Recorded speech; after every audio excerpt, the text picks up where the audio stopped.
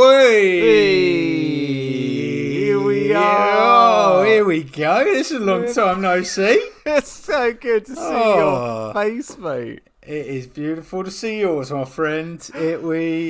Cool. What a journey we've been on in the last 3 weeks, mate. It's been mental. We've both had a little bit of a holiday. We had a little bit of a break. We had a circuit breaker break, and then both we can attest to the fact that wasn't long enough, was it?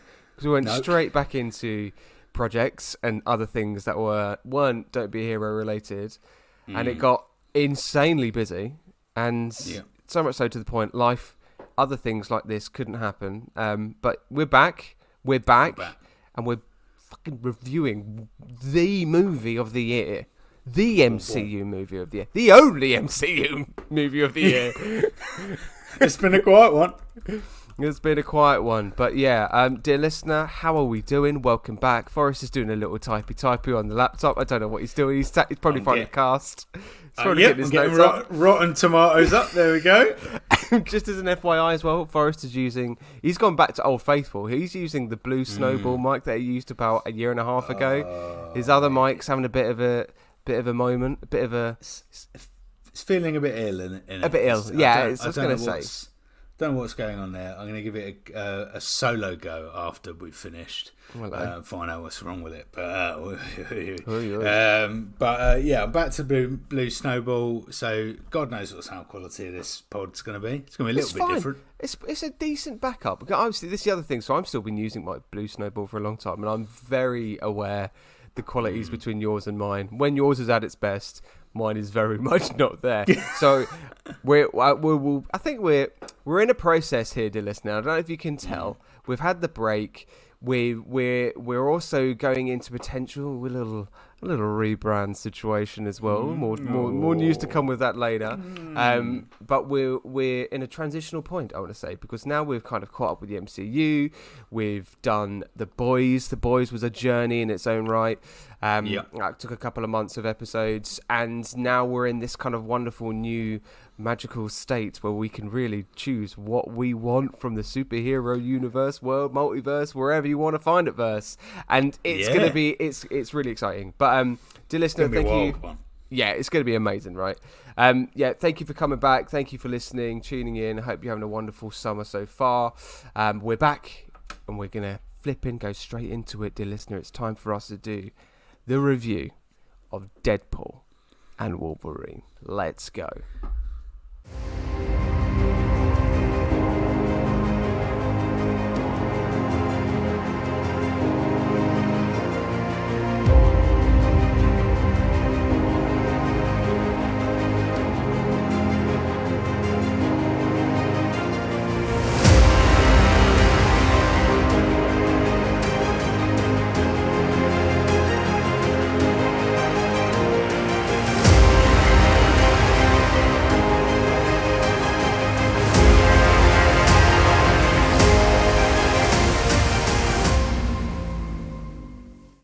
Boom, we've just had the titles. That has been a lovely little 30 seconds you've not had for a long time. Deadpool and Wolverine, which means, Matt, we're going old school. And by that I mean, we're doing a synopsis, boy. Oh my God, we are. Yes. I don't think we've had synopsis music for a long, long time. No, we haven't. Because we've done The Boys, and we've done series basically for a long time. So hence my little Rotten Tomatoes search. Here we go. Are you ready for the synopsis? So ready, let's go. Deadpool's peaceful existence comes crashing down when the Time Variance Authority recruits him to help safeguard the multiverse. He soon unites with his would-be pal Wolverine to complete the mission and save his world from an existential threats. That was going so well. That was going so well, and then I couldn't pronounce existential. Probably still not pronouncing it right, but it's a hard word to pronounce, isn't it? It is a hard word. Existential.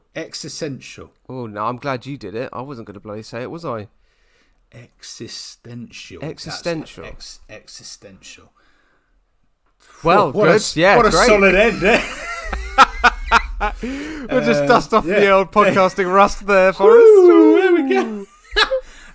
Yes, so Deadpool and Wolverine, hugely anticipated. And to be honest, now that it's out, I think it's safe to say hugely loved. I mean, hugely loved. We'll go into the nits and the bolts and the gritty parts and all that kind of stuff. That's why I love that. I didn't know where that sentence was going. And No, did I?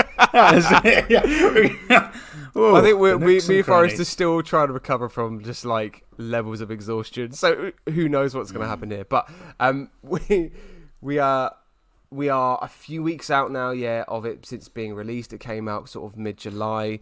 It came out when I was at Disney as well, and I thought I was going to find a Deadpool and Wolverine, but they only did it in America. They didn't do it in Disneyland Paris because nobody likes to acknowledge that Disneyland Paris is a proper park for some reason. I don't understand that. It's a bit weird. People go, "Oh, so you like the fake one then?" It's like, whoa. I'm a big lover of Disneyland Paris. By the way. I love it. You're gone. Sorry, so just to expand on it, so they have a cinema, but they just weren't showing it. No, they were showing it, but they only show French one only. a day in English, and they put it in French subtitles. That is fascinating, isn't it? In that. How Americanized, but quite rightly, I suppose. It's a French park, so it makes complete sense. But you would think, like I say, how Americanized, like it's an American resort, American movie, yeah. American-owned resort, right? Yeah, that's true.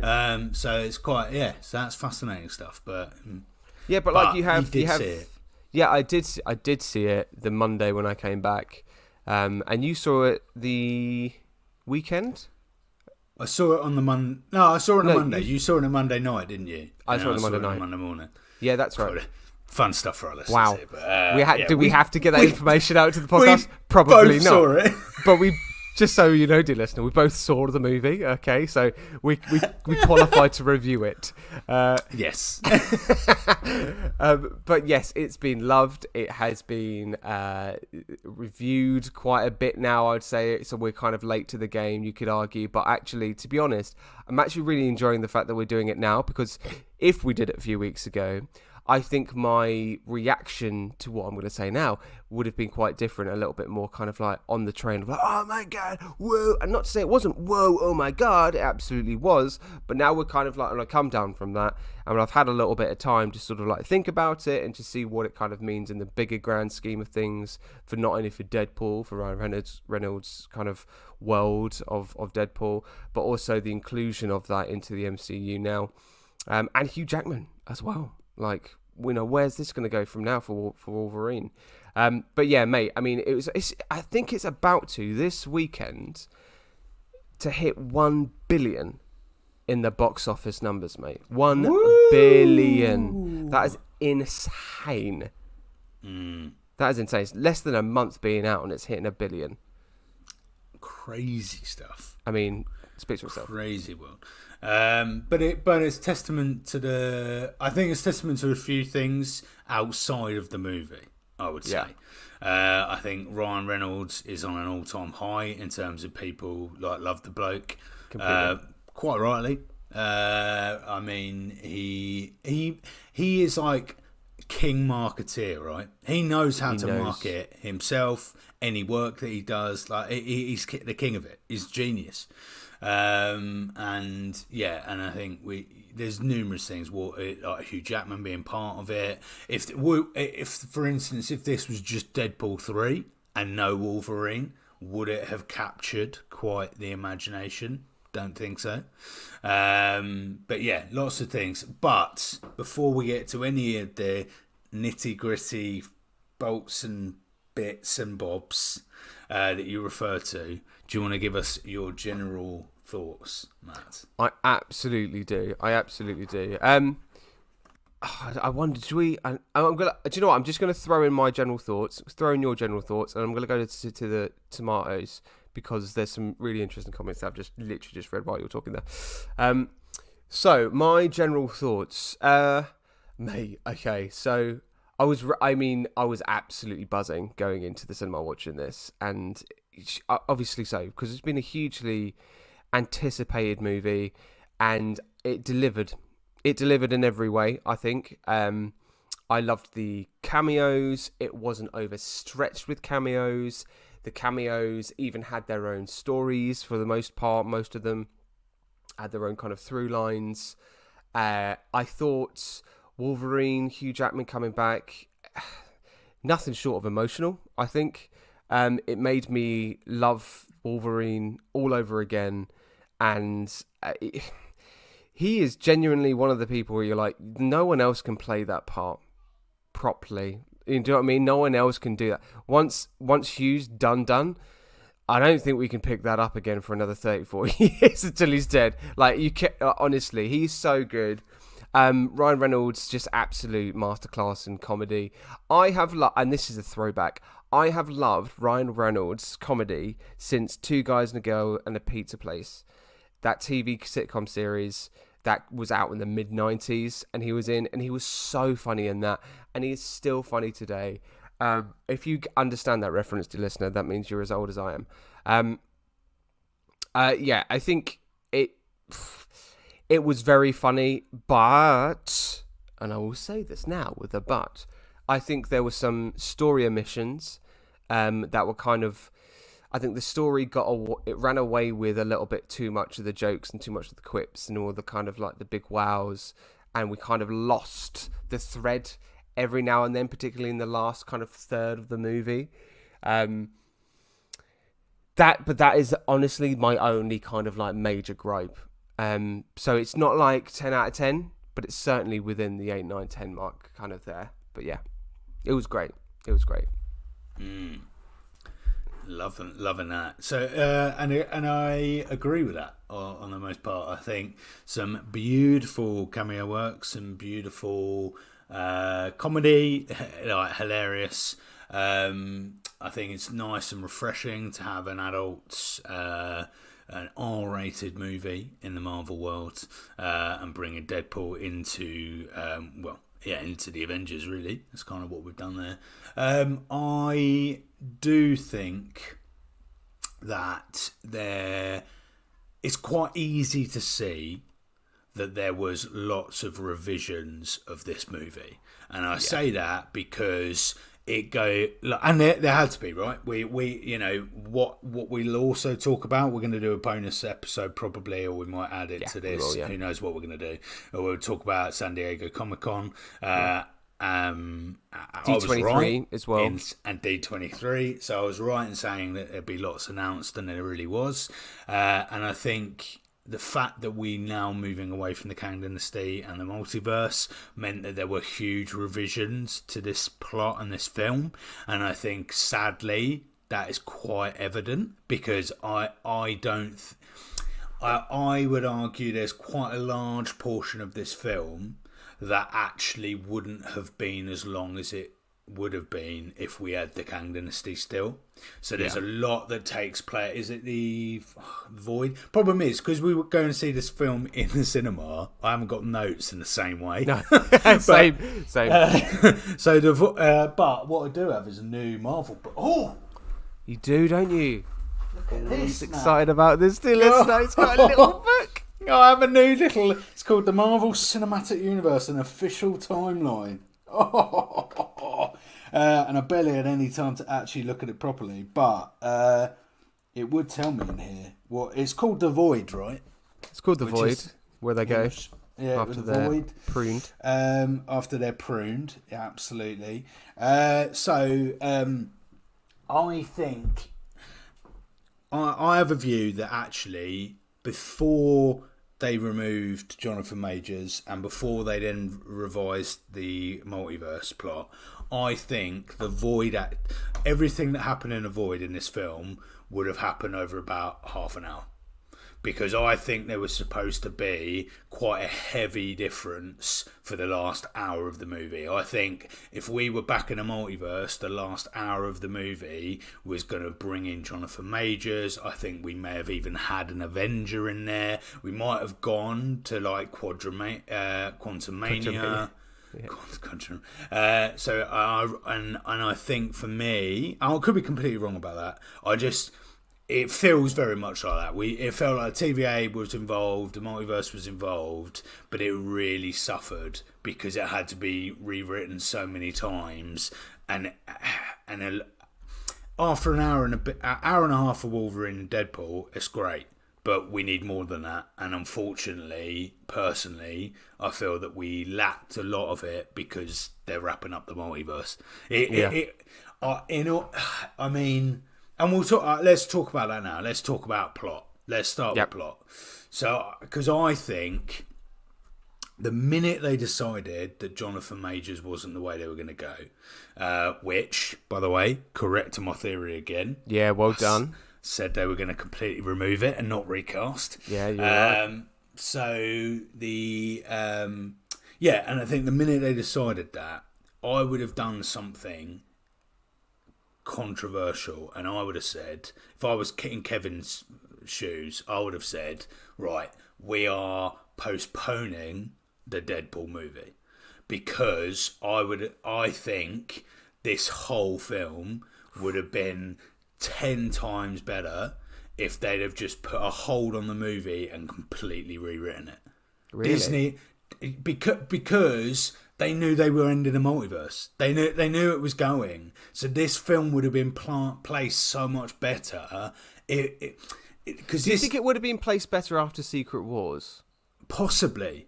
Because this film deserved more than to be like a wrapping up of a really awkward end. Do you know what? I know what you. Do you know what? It took me a little bit while to realise what you were talking about. But yes, I now know what you're meaning. Are you saying that?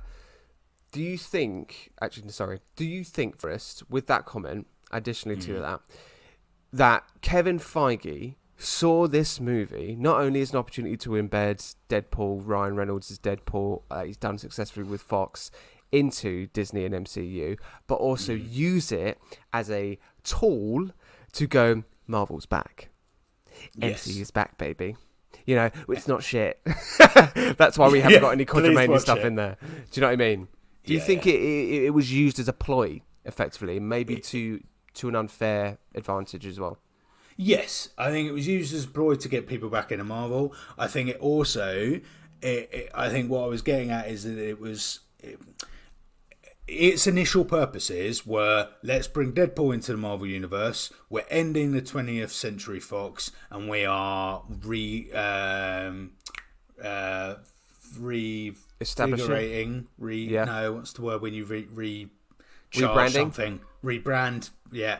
Revigorate, might be a word. Reinvigorate, reinvigorate, that's it. Thank you. The Marvel Universe. And I think the minute that it then became, oh yeah, shit, we're now going to have to wrap up the multiverse, I think at that point they should have then postponed the film. Because that would have had a lot of that would have pissed off a lot of people, mate. But the plot would have been so much better because it had to wrap up the multiverse in the most awkward shit way, it's shittest way. It didn't need to be wrapped up. Just fucking leave it. Just completely abandon it and almost start from a new phase. Go, look, Marvel was not the fault for all of this. Right, Jonathan Majors' actions arguably kick-started all of this bollocks. Right, Marvel cannot be blamed for any of this. Really, they didn't. It's not their fault. They had to make a decision, and they made, in my opinion, the right decision. Do you mean about the cast change, or like the change of story, or the change of story? So not to continue with the multiverse, right? They're now going to go into Doctor Doom, and that's going to be the focus. And I think rather than having this film as a kind of awkward, we're reinventing Marvel, but at the same time we've also got to weirdly wrap up a really awkward plot. I think they should have just gone, nope, sorry, we're going to bring Deadpool in at the right time to do a really impressive plot that really matters to the heart of the phase. And I would have controversially started with Fantastic Four, because that is the beginning of this whole new saga, right? This whole new phase. So I would have just gone on hiatus for a year, still release Agatha, because let's be honest, Agatha isn't gonna. That's not really gonna bring impact anything. It's not gonna impact anything. So controversial opinion, I know, but I really feel that the plot of this movie suffered massive because it was just about ending ending it in a really awkward fashion. So we had a whole plot about the sacred timeline, when in actual fact, is that really going to matter going forward? Yes, Robert Downey Jr., there could be a thing with Doctor Doom, which means that it does. But even if they do that, it will matter for 5 minutes, and then everybody will, then it doesn't really matter after that. But that's my view.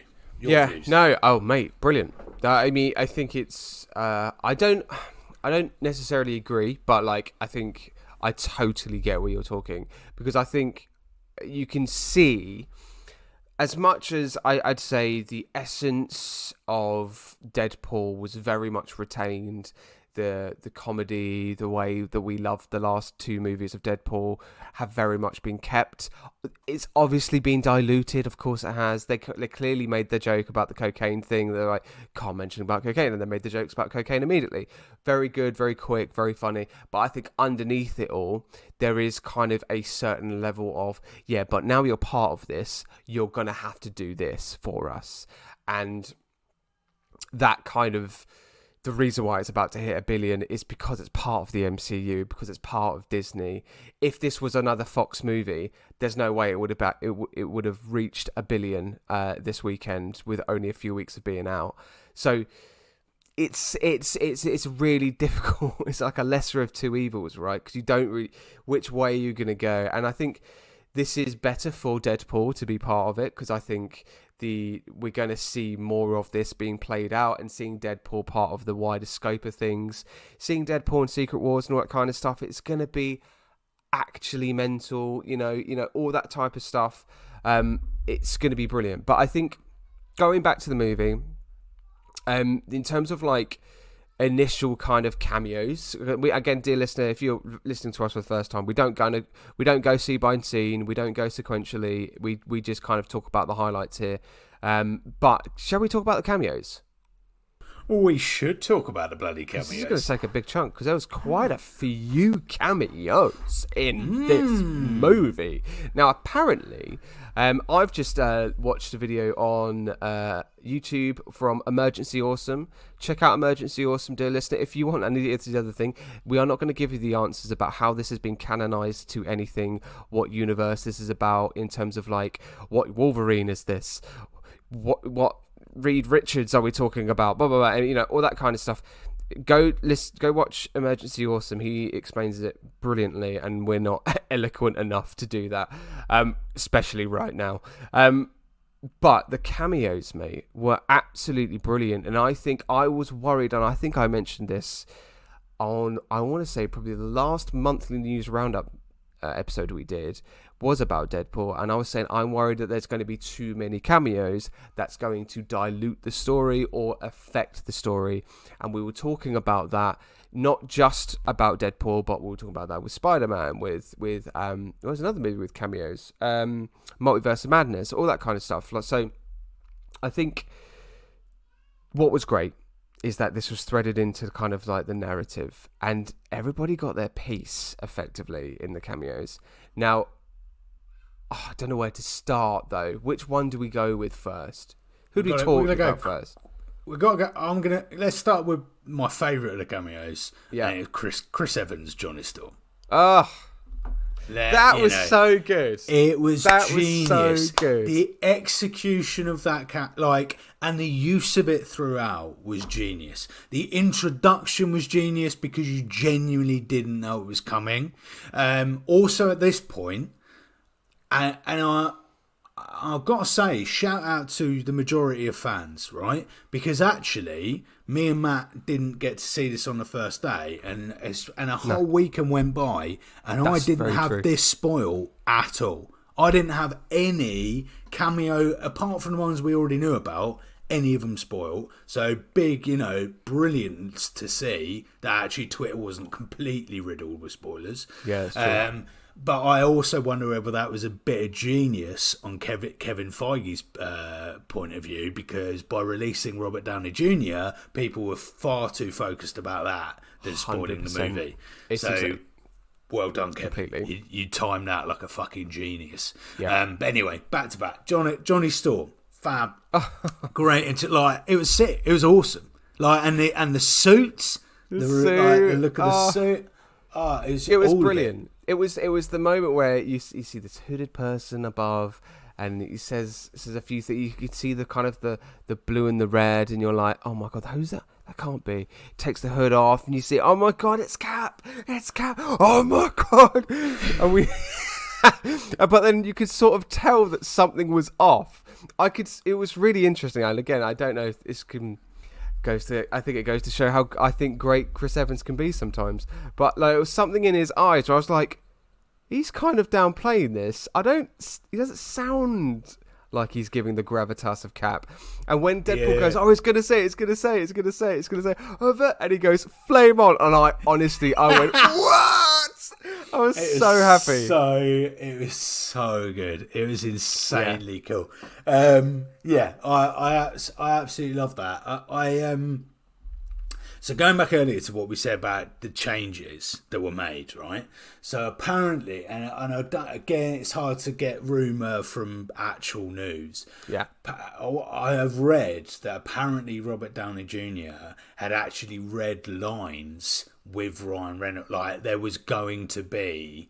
like RDJ was going to be in the movie, and then they obviously cast him as Doctor Doom, and that wasn't appropriate, and they were going to do that. Now I wonder, and to be fair, it would work. I wonder if this initially was a Captain America cameo, and then when Robert Downey Jr. couldn't do it, they thought, oh, just having Captain America is going to be a bit shite. So that, because I reckon they were going to do a whole, like, the people who are dead, right, in Avengers. Right. Oh, here are the dead guys, the dead Avengers. Like, it would. But then when that changed, I think they went, oh shit, actually, we can make this even better. Fantastic Four on the horizon. Let's get Johnny Storm back in. It was great. I mean, awesome. I think that was the better choice. If that was the case, then they definitely chose the right thing to do there. Mate, I mean, just hearing him come back, and then I just his again. So like, his death, man, was just absolutely brutal as well. It was so good. It's just, I don't know. It just felt like we have actually reviewed this, but on the Unqualified podcast. Do you remember? So Unqualified Heroes, we did Fantastic Four 2. With them, oh god, was it this year? It might have been last year, you know. And I remember you talking about Johnny Storm and Chris Evans, and it's like, it felt like he didn't get the comeuppance I feel like he probably should have deserved. His character as Johnny Storm is actually quite good. You know, it's not amazing. It's not the best thing that you're going to ever see. I think Joseph Quinn's going to be. It's Joseph Quinn, isn't it? He's going to be absolutely, you know, fantastic as Johnny Storm for our new MCU version. But like, he's so funny, and he's so good at playing these kind of like light-hearted characters, and particularly if you're able to put in a couple of F-bombs here and there, it just lands it a little bit more. It wasn't overbearing, it wasn't riddled with too many jokes, and also and as well, him being part of the end credit sequence, which suggests as well that the Reed Richards in his Fantastic Four is also in the Void as well, by the way. So I wonder whether we'll see, can't remember the actor's name, but whether that version of Reed Richards will actually be in either Doomsday or something else coming down the line, or was meant to be part of Deadpool Wolverine but wasn't. We know that there were cameos that were cut. So, Johnny Storm was brilliant, which then leads us to like a pack of 3 that were fantastic: Elektra, Gambit, and Blade. Oh, Blade walking through. Blade. Wesley Snipes.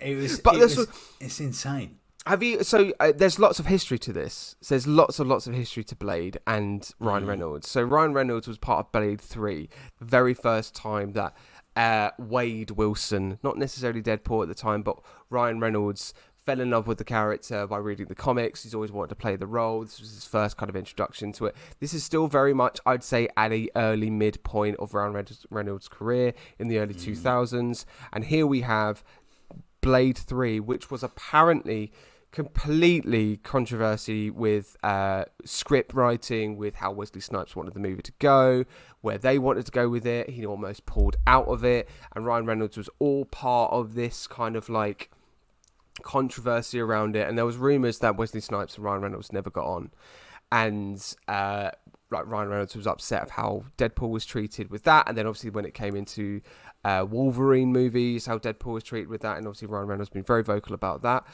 And then until he got this type of Deadpool, everything went well.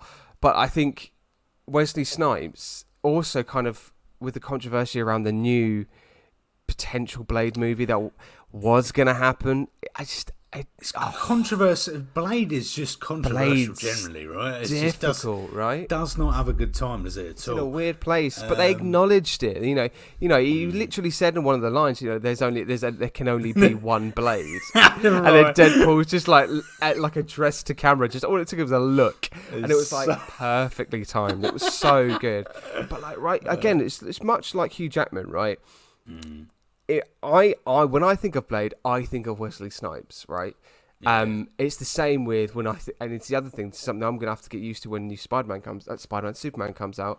When I think of Superman, I think of Henry Cavill, which we'll talk about in a moment.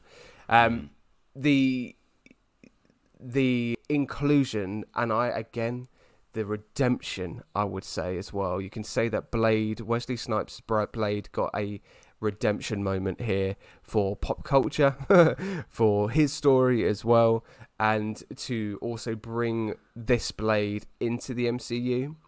What a brilliant way of just kind of like cementing legacy as well, because the other thing is as well, and I bring in all of these nostalgic characters back.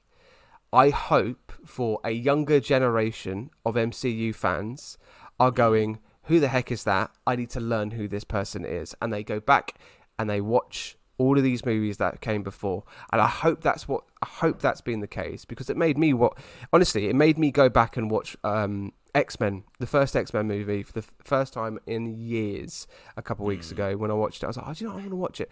And I hope that's what it's done for the younger generation, because I think, again, history is important, man. Particularly now, we have got a rich 20-plus year history of superheroes that are not just being played through Disney, but also through the Fox universe. So, great. Beautiful stuff. So Blade was quality. We get a little bit of Elektra. I don't think we get much of her, to be fair. Very limited. But Gambit was incredible. Having Gambit in there was awesome.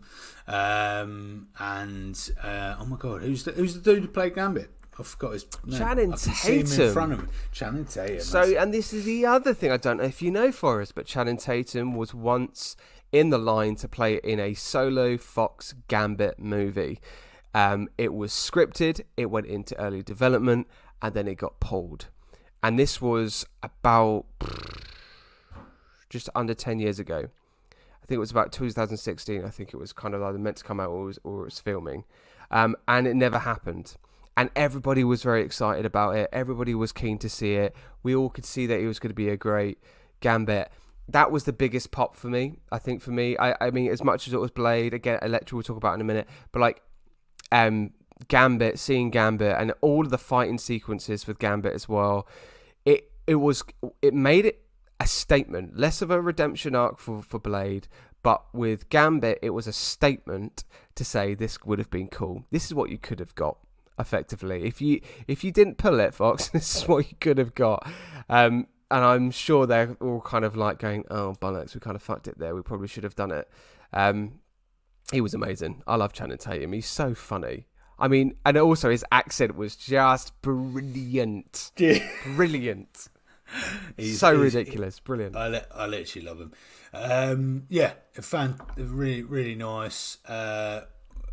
just generally really cool cameos there. I'm trying to think outside of those three. I mean, it was peppered in cameos, but my mind. Have you seen Elektra? Have you seen Jennifer Gardner's Elektra before? No, that's part of the original. I've not. I'm going to be honest, and apart from we've got to watch these Snipes as Blade, I haven't seen. Yeah.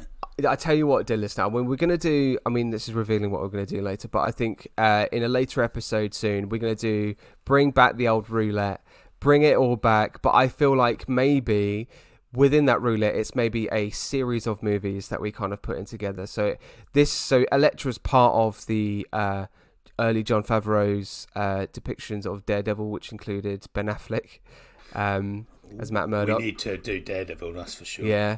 And Elektra was a part of that movie, and then Elektra got her own movie, which was mixed in terms of reviews. I do remember watching it and thinking, oh, okay, fine, that happened, and then it ended. It didn't really have much of a life after it, but it was great. It was great seeing her back, but she is fierce, honestly, and the way that she deals with those little tiny rapiers are absolutely class. And I think having her back was a really, really great shout. A part of that threesome as well was brilliant. Her and Snipes are barely aged as well, by the way. I know, they all look great. There's something mental that they have not aged at all. Yeah. But yes, that was quality. I think as we're talking about the Void and we're talking about the characters we meet, I would like to have a little bit of time to talk about Emma Corrin, who plays Cassandra Nova, because for me. Can I just say, I think Cassandra was my favourite character in the whole thing, mate. Absolutely smashed it. She's a fantastic actress anyway. She was insane. She was so good. And I really hope we don't waste that actress or that character I hope we see Cassandra again. Big time. I don't know. I think she's such a... I feel like she's a top drawer actress. And, I think they absolutely smashed it. I think the way that they might treat the character and the kind of that role, I hope it's not. I do hope there's more inclusion of Cassandra Nova, but I feel like it might be a Christian Bale situation with like his God Butcher situation in Thor. We're like, oh, that was interesting. We should have had that a little bit more, maybe a little bit more later, or include that earlier. I think it might have been a one and done situation. Because how else do you include? How else do you bring her back? She made her way out of the Void, mate. Didn't she? So she's out of the Void. I think I wouldn't be surprised. I would not be surprised if she is part of the X-Men that we meet over time, mate. But what about do you think we'll see a different version of her? Because it's very much suggested that she's kind of like spaghettified, didn't she? At the end of it. Spaghettified. Well, the world around her did. Did we see her spaghettified? I don't know. I see. Now we're going back into the old memory, mate.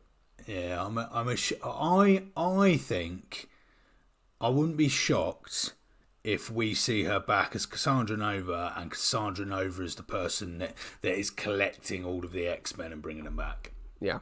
She's the person who finds them, because we already know she has Stranger's ability to go into different portals, right? She can go. Yeah. She's grabbed the knuckles, and now she's going all over the place. So I wouldn't be shocked if we get a follow up for Cassandra Nova, and she's going into the different worlds, collecting X-Men as she goes, and then she reforms the team.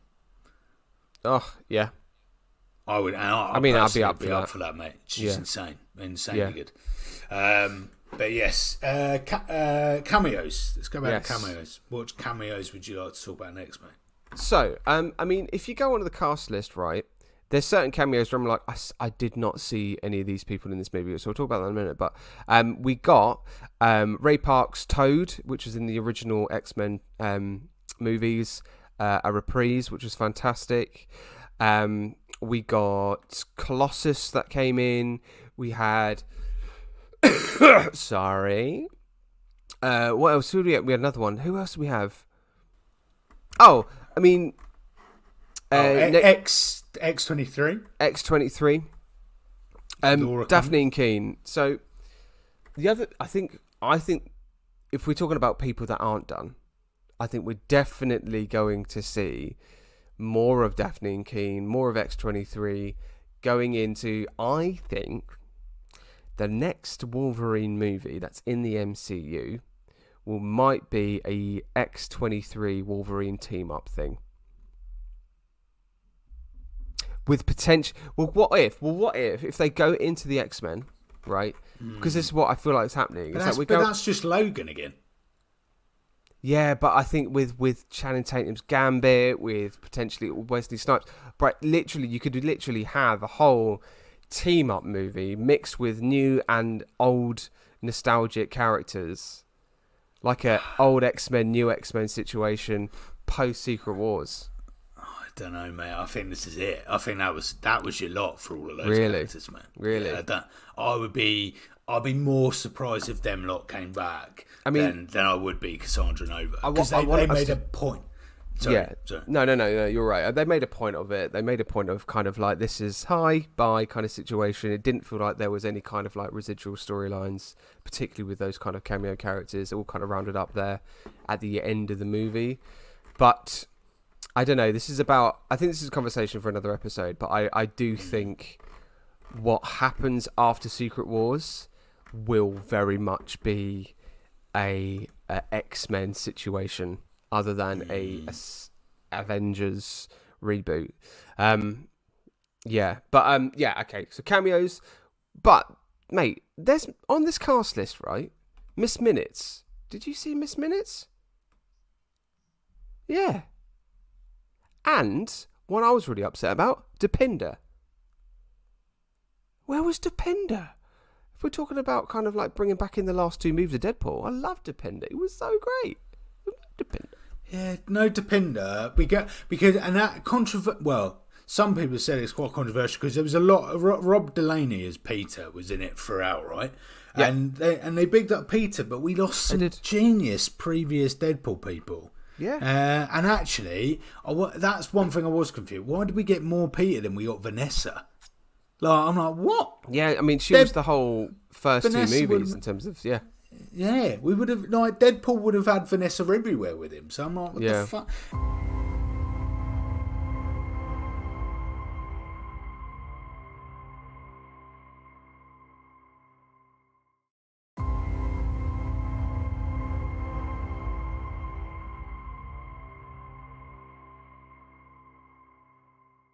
Miss Minutes, I definitely didn't see. But we did see Henry Cavill's Wolverine. We saw the Cavalry. Which was insane. That was a beautiful little moment. I think it was the moment where they had that kind of like long shot, and you could see somebody working on a motorcycle, right? And you could see these big old broad shoulders, and I was like, I know those shoulders. They look like the symbol of hope shoulders. They look like DC owned or previously owned DC shoulders. And when he turned round, I was like, "Oh my god!" If there was, I did just say, and I did just state, there is nobody else that can really play Wolverine other than Hugh Jackman. However, I'm very intrigued about this. Now, there were some rumours about this in terms of bringing in Henry Cavill, not only for the laughs and the DC jokes, but what if, mate? What if this is an Earth 616 Sacred Timeline Wolverine? Theo agrees. Ooh, I don't know.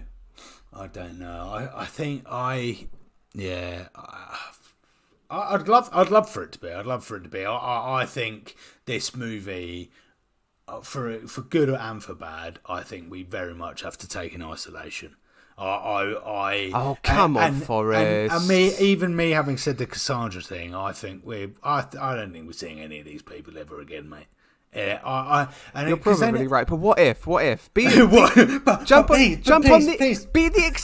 overly excited MCU fan that keeps theorising about things. But okay. Well, I just did with Cassandra. I think Cassandra will be the person to loop all the X-Men together. But what if the MCU go, look, Henry, you've been treated badly. We feel sorry for you. You've got fuck all to do. Can't be Wolverine. I don't know if I rate Henry Cavill as much as you do anyway, Matt, though. No, I'm not. No, he's good, but he's not. A sacred... Oh, mate, he's like a national treasure. Is he? Is he a national treasure? Okay. Henry Cavill's going to be Sir Henry Cavill. I guarantee it. For what? For his... For just being a stand-up guy. Jesus Christ. All right. Yeah, why not? Let's bring him back as Wolverine. He would be an insane Wolverine. But yes, I think out of all the people, would you rather have? Okay, genuine. Would you rather have Henry Cavill back as Wolverine or Cassandra Nova? Emma back as Cassandra Nova. That is difficult. I think we're one. Okay. I think we're more likely to see Cassandra Nova come back, but I would like to see Henry Cavill come back more. Because that was not an answer. That was. I would prefer Henry Cavill to come back. I would prefer to see... I would like to see the 616 version of Wolverine, and I hope they could go, well, maybe it is Henry, maybe it is Cavill, because it also feels like as well, like, that is a Wolverine that's a bit of a lone wolf, because there isn't any X-Men. There isn't, in 616 there is no X-Men. We were only just learning about mutants in the kind of timeline that they're in. So, I mean, yeah, let's go with that. I mean, I'd be up for it. Interesting. And he did the fist pump as well that he did in Mission Impossible. He did the thwah, and he just gut punched him straight out and through to the thingy. It was just brilliant. I flipping love that, man. Cool. I think. Cool. Anyway, no. Because you made an interesting point that you think it's got to be Earth 616 is Wolverine. Yeah. Now, but if you take my Cassandra viewpoint, I don't think it will be. I think she uses Doctor Strange's powers to go into different Earths, taking and collecting X-Men from all different universes and bringing them to Earth 616, which means we could potentially have X-Men characters from any version of X-Men we may have previously seen. And then we can they can basically, Marvel can go, do you know what, we want that character from that, we want them from Fox, we want that, and they can just bring them all together in 616 for like the ultimate X-Men. Because I think this will fit perfectly, because after we've had Doctor Doom, I think, and this is a nod to our very first couple of podcasts, ooh, I think we may begin the Guardians of the Multiverse, because I think we're going to get Strange versus Cassandra Nova, and we're going to have the X-Men versus like the Guardians of the Multiverse. Well, do you know what? That's not kind of too far away, because in terms of your stretch there, because I think we've left Doctor Strange going into the multiverse effectively with I can't remember Charlize Theron's character's name, but like seeing Dormammu, all that kind of stuff, very much going into Galactus, Colossus, Celestial kind of stuff as well. I feel like there could be. I think you're absolutely right. Agatha as well. Agatha will be part. I'll be quite honest, mate. I think Agatha is going to be very much standalone. Maybe have a little cameo with Wanda, and that'll be it. Ooh, they're going to play that. I don't think they're going to kind of push the boat out on that series. I don't think so. I think Catherine, who plays Agatha, the public lover. She's going to be great. I think. Sorry, yeah. I'm not going to say it's going to be shit. I'm just saying. No. Yeah. I know what you mean, but I think because they love her, I wouldn't be surprised if Marvel jump on that and they go, Agatha, Strange, Guardians of the Multiverse versus, I don't know. I'm very intrigued. I'm very excited for how that goes. Yeah. But yeah, go on. No, you go. Can we talk about our leads? Yeah. We haven't I realise how far we are into the podcast. We haven't even spoken about the Wolverine. Hugh Jackman. Hugh Jackman.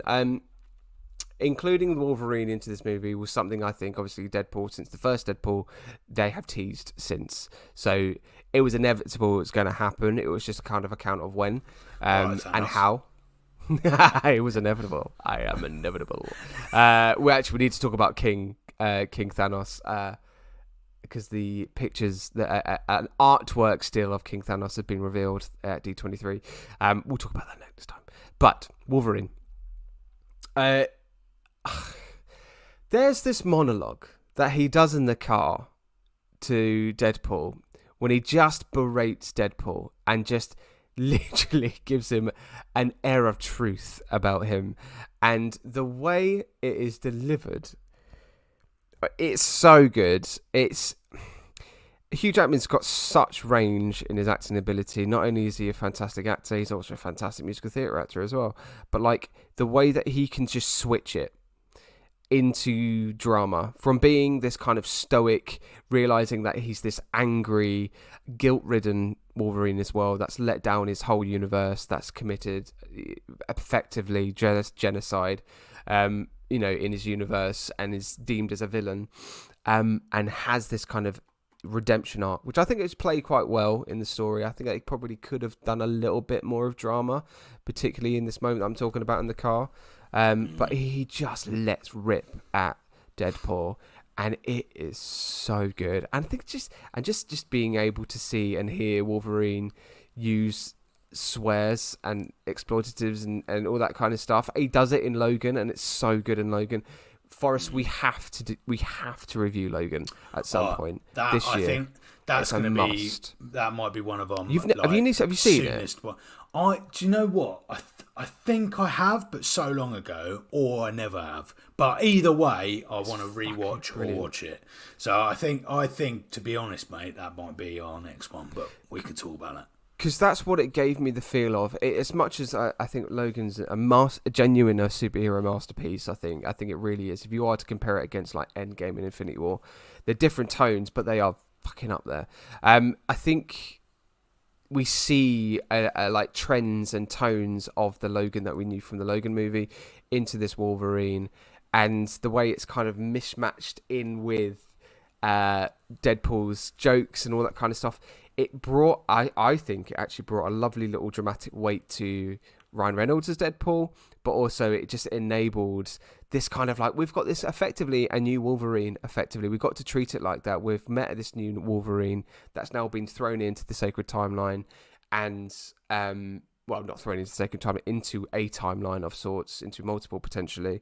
But like we've got this new view, I'd say, and I think long live Hugh Jackman as Wolverine, and I just really hope that we get to see at least a couple more. Maybe I'd say what I'd like to see is say about 2 standalone movies and maybe wrapping it up with a third and saying this is it now, because he really is that good. He really is that good. I would genuinely love to see him old. Be that many?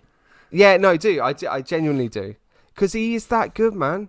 He is that good. And how the fuck can his abs be like that when he's in his 50s? I know. It's how can he look like that in his 50s? He looked insane. It was insane. I think he's got one more film. Push, mate. I'm sorry to be there. Ryan Reynolds said it himself. Wade said till he's 90. Till he's 90. Here, till he's 90. I drink to that. Unfortunately, he's too busy with The Greatest Showman too. So that's not happening, is it?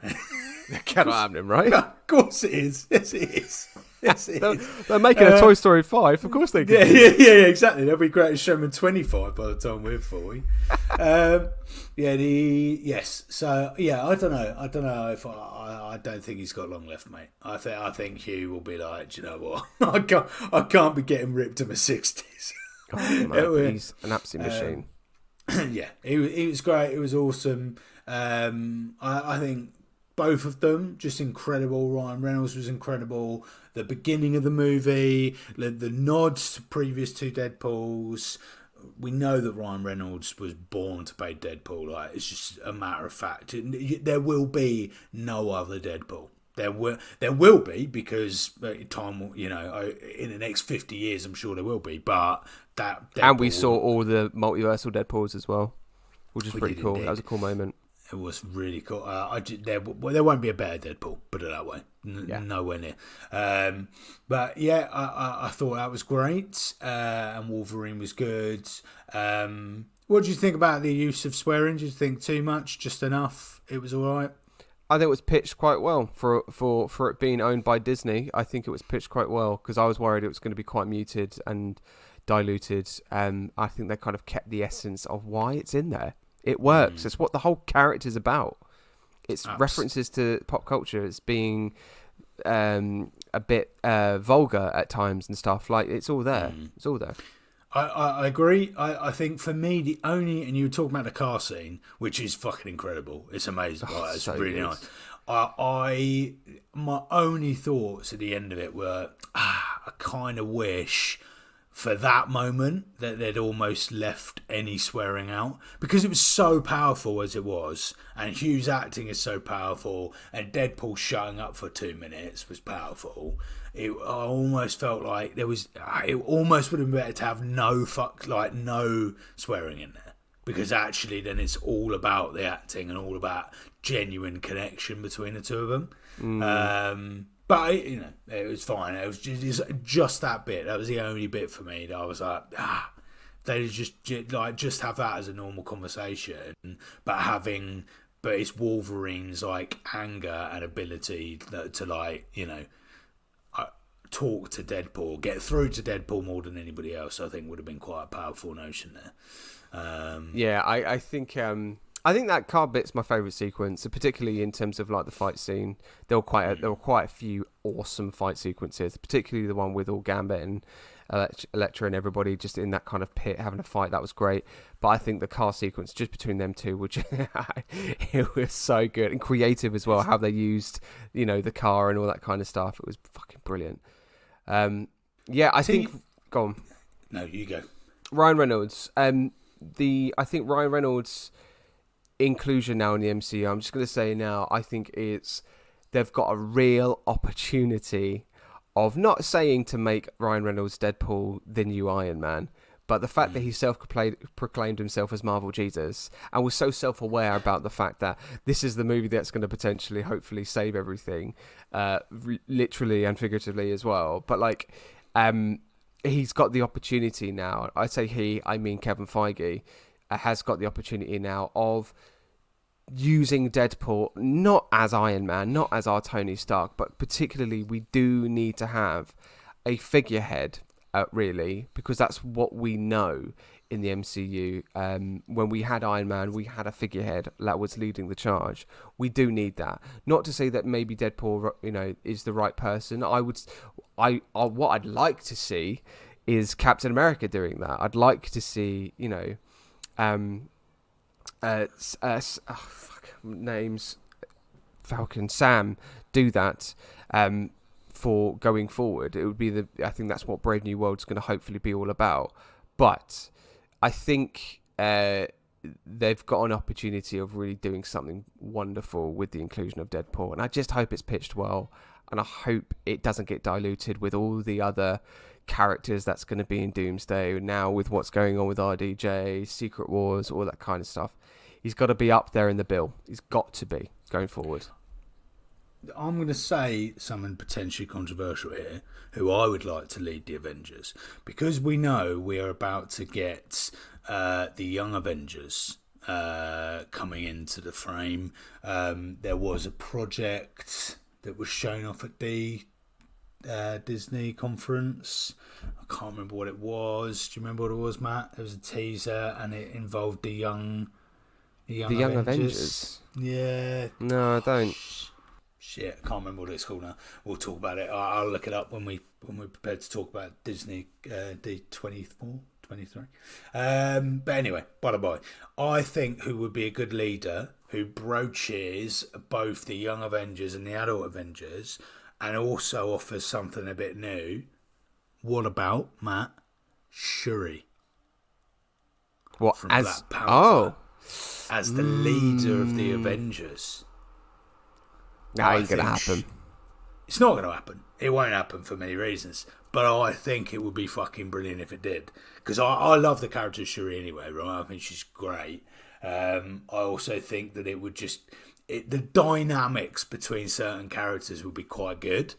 And also, by having, I think if you've got, when we're talking about Deadpool and we're talking about good opportunities, because Deadpool, there are jokes that are made by Deadpool that are on the nose, but it's done in a way that it can be done. So I think if you've got a black female leader of the Avengers, right? So it should be all over marketing. You remember Iron Man, right? Iron Man was everywhere. It's the thing, right? So, and Captain America likewise. It would be quite a thing to have a black female leading, like something like the Avengers, right? And so, and outside of that, a black female actress leading a massive Marvel, huge like set of films, huge universe, and the opportunity for Deadpool to kind of bump like some comedy on the head of being like, oh yeah, like him and Shuri having a conversation and Deadpool going, well, hang on a minute, I don't normally listening to a woman. Well, like you can only get away with that by having a character like Deadpool, like using that kind of comedy. I just think there'll be some really nice dynamics there. I'm gonna throw something in here. What if Sam Wilson and Shuri both together up the front, leading the charge? We've got potential, maybe a love interest in there as well. I think they're both single. I don't think they're relationships in the MCU. I don't know. Maybe. What's the age difference there? I don't know how. I don't know what have I just done. What have I just said? I think the actress who plays Shuri must be in her 20s, like young 20s, I think, mate. And I think he's quite old, but I could be wrong. No. He's born. Possible. So it's fine. Letitia, she's my age. She's my age. So she's 31. So Letitia is actually 31. Yeah. And right, how old is Anthony Mackie? Oh, God. I've done it again. Did I do this with some other characters? I think they'd be a great couple. Yeah. He's 45. I'm pushing it. Anthony, what are you doing?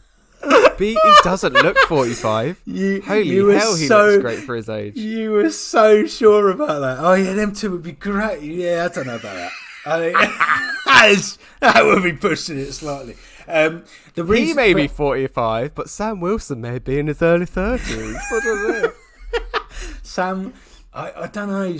I don't think they'll put Sam Wilson or Captain America at the top because it's too much. This is what I mean. It depends if they want to go slightly different.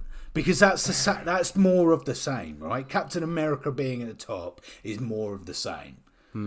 So your whole thing about Deadpool would make more sense. But the only thing I don't think Deadpool is going to be anything like that, because what do they do about R-rated Avenger films? They can't. Well, that's it. He's not the most family-friendly person to be the figurehead, right? It's not. I don't. But it's interesting. Who is going to be the new person in charge of Avengers? That's Let a big us question. Know your thoughts. I would love for it to be Shuri. I think it's a perfect broach between young Avengers and older Avengers. I think she'll be like, she can kind of mould in some young Avengers. She's got the sciencey background, which so often these kind of figures do. They have that kind of ability to make stuff. I think Shuri would be perfect myself. But who do you think? Yeah, do you think Deadpool? I don't want it to be Deadpool. I think it could be, but I actually am now thinking about it because he's so unfamily friendly. I probably might not be the best idea for them. I think Sam Wilson should be. I think for Captain America. Bless you, Teach. The thing is that there does need to be that definite kind of choice. That does need to happen as we go forward. Because we need to have somebody that's going to lead this charge, particularly when it comes to Secret Wars. But we'll find out. I think, dear listener, let us know. It's a good thing to put out there in the world there. Cool. All right. Well, mate, is there anything else we need to talk about Deadpool? I think there's loads, but I think from our standpoint, I think we'll talk more. I think as we kind of go along, dear listener, I think the plan is for us to do an episode about all the announcements that have come up, because again there were so many announcements during our little break, so I think we'll kind of like compile that into one episode, and then we'll kind of bring in the roulette and then go from there in terms of what our reviews are going. Whoa. Yeah, we're also going to have, we've also got some new movies that we're going to review before they come out. Thanks to our wonderful friends at Stripe Media. We're having a couple of chats with some other companies about certain other things we might do. Also, the big thing that we're going to keep talking about in our next few podcasts is that we are doing a live podcast. Oh, yes. Our very first live podcast. Very first live podcast. 7th of September at the Mercury Theatre in Colchester at a time that I cannot remember. 2 o'clock? 2 o'clock. I think it's 2 o'clock. 2 o'clock. Don't Be a Hero podcast live. 7th of September, 2 o'clock. Please be there. Spread the word. We'll keep talking about it. And over the weeks, we'll let you know the types of things that we'll be up to. And I'm sure we'll include some online shenanigans as well. Oh, yeah, we will. Will. You bet your bottom dollar that's happening. Yeah, brilliant. Okay, Deadpool Wolverine. There we go. Dear listener, let us know what you think about it. Oh, actually, I tell you what. You did do that, didn't you? We had a Instagram post out last week about your thoughts of Deadpool Wolverine, and we asked for you to give us a word that would give your depictions of what you thought the movie was. So, let me just turn that down. Okay, so we got some Eric Thorpe. Eric Thorpe reviews said fun, which I think is a wonderful way of describing the movie. It certainly was fun. Watch Your Podcast said it was awesome. Film and TV Review said it was hilarious. Saniogi says, I'll come back when I've watched it. Perfect. Saying, oh, wait, nice, let us know. The Meandering Movie Podcast said hollow, which I thought was quite the comment. And again, I can see why people think that, because again, it was just so like, the story was incredibly surface level, but I think it had to be in order for what it was doing. We all knew it was going to have loads of cameos. We all knew it was going to have loads of jokes. It was nothing but a feel-good movie, but I can understand what that means. Tsunogi then actually went and saw it and actually did come back to us and said it was interesting. Now, the broader explanation was it was really good, but I just kept waiting for that one final punch. Can't explain it. It felt like it was coming, but it never came. Good movie though, and I know exactly what they mean. I think that's what I kind of feel like around about the story. It did just get a little bit lost towards that last section, and as well, like there were some CGI moments that was really rough. There was the bit where Wolverine and Deadpool came out of the bus after the Deadpool multiversal people came out, and Wolverine's just in this kind of like it looked like he was in a video game waiting in the lobby kind of situation. It was just kind of like hovering like there with one face, and there was it was just about 30 seconds too long, and it looked very unclean and very unfinished. Tony, our friend Tony from Comic-Con, he says he saw it and loved it. Alex Foreman, our lovely behemoth from Loki Series 2, check it out, said it was a bloody mess. Not as in, oh, it was a bloody mess, it was crap, but as in a bloody mess. Right. And then Billy Goat 24 said it was iconic as well. I think there was a few more here and there. I'm just trying to see if there's any newer ones. No, it's pretty much everyone. I mean, thank you for the engagement on that post. That was amazing. Thank you so much. But yeah, I mean, mate, the other thing is we haven't spoken about anchor beings as well. That's a whole bloody episode I think we need to talk about. Didn't talk about any of the TVA stuff, to be fair. No, we didn't. Not Matthew McConaughey. Matthew McFadden playing Mr. Paradox was insane. TVA's inclusion was great. Would have liked to have had Loki. I think that final punch would have been brilliant by having Loki in this. I remember whispering into Rachel's ear going, I think Loki's going to turn up. And he didn't. He didn't. It's a bit of a shame. Yeah, it's really wanted Loki in it. We didn't get it. But the TVA stuff was brilliant. Where was Miss Minutes? Apparently she was in there. We didn't see. thank you for listening. We'll be back with a bonus content episode. Yeah, we will. And then next week, who knows what we're reviewing, but we will review something. Cannot wait. I cannot wait. I tell you what, let's put a post out. Let's get some comments. Let's get some suggestions. Fantastic. Oh, hello. Oh, it's a little Rachel at the end. Hello, Rach. It's Forrest. It is. Right. See you later, my friend. Ta-da for now.